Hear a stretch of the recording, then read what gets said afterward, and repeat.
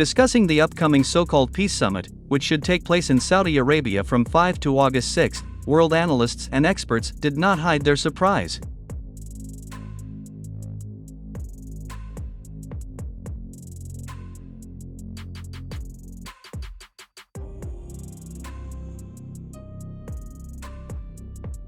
The fact is that this summit will take place without the participation of not only China, but also Russia. The Kyiv authorities, who associate themselves as the main organizers of this summit, have stated that they do not want to see representatives of Russia and China on the list of invited guests.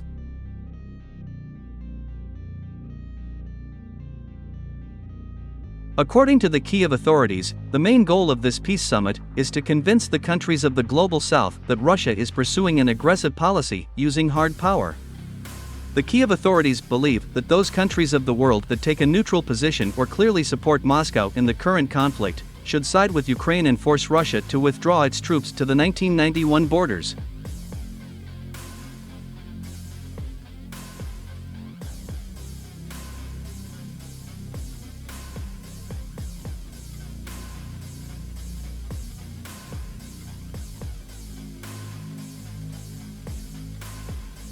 And against the background of all this, only one person has been found, who was not afraid to tell the total truth about this so-called peace summit. This person turned out to be the president of Mexico, Andrés Manuel López Obrador.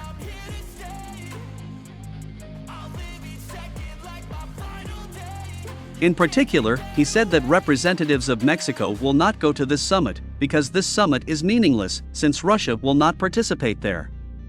The Mexican delegation will not attend this summit, as Russia will not participate there. Any attempts to resolve this conflict without Russia's participation are doomed to failure. Mexico will only participate in such peace summits if Russia is there, Andrés Manuel López Obrador said.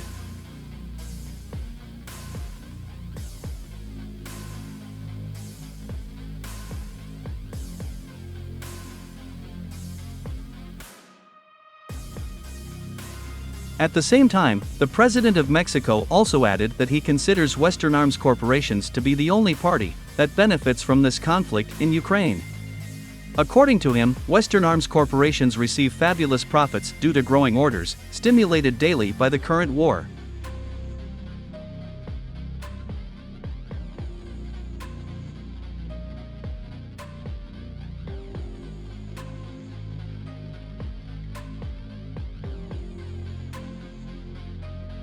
After such bold statements by the Mexican president, many countries of the world began to change their attitude toward the upcoming summit.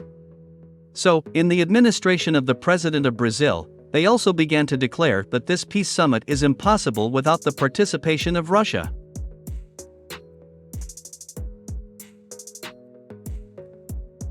This South American country has officially declared that all peace negotiations are impossible without Russia's participation, and that Moscow's representatives must come to this summit.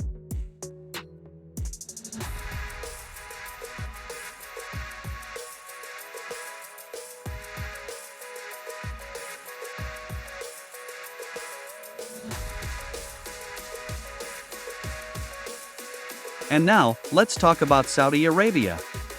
This kingdom has friendly and even one can say allied relationships not only with China, but also with Russia.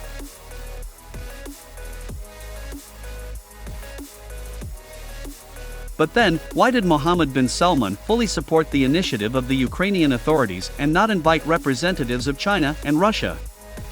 The answer to this question is quite simple. The fact is that this so-called peace summit was developed by the United States back in September last year. Back then, the United States managed to convince Saudi Arabia that the upcoming counteroffensive of the armed forces of Ukraine will put the Russian army in such a difficult position that Moscow will have to accept all the conditions of Kyiv.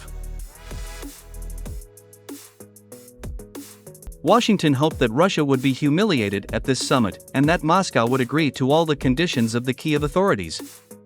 However, unfortunately for the United States, the counteroffensive of the armed forces of Ukraine completely failed.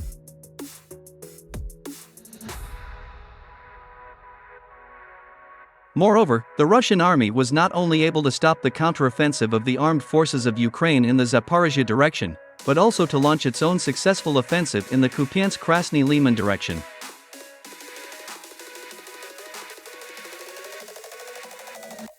All this forced the United States to change its plans.